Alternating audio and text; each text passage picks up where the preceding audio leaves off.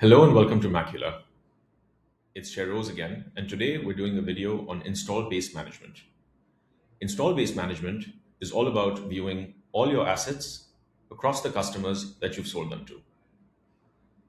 Each asset, as you go in, has its own name, a unique serial number, a customer that it belongs to, and a customer ID.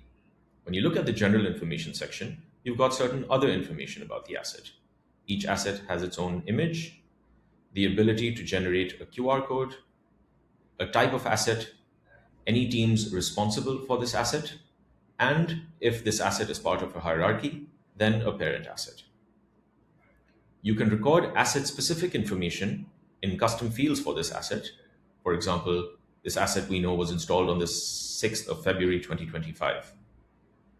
You can also add descriptions specific to each asset.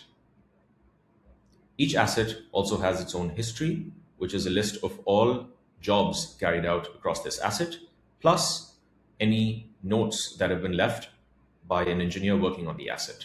Each asset also has its own documentation. Documentation is split between internal and external documents.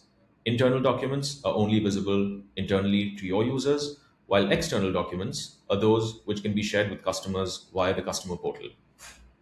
If the asset is part of a hierarchy, then it can have certain sub-assets which are all visible here. The asset can also have a list of parts assigned to it, whether these are spares or production parts.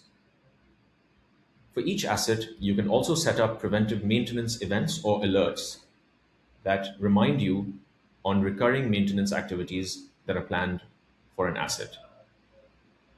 From the asset page, you can also initiate a job or work order for your technicians to carry certain work out on the asset.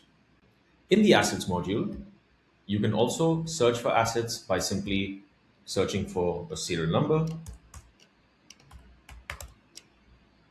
or you can simply filter by all your custom fields, all your asset custom fields, or for example, the customer that they belong to.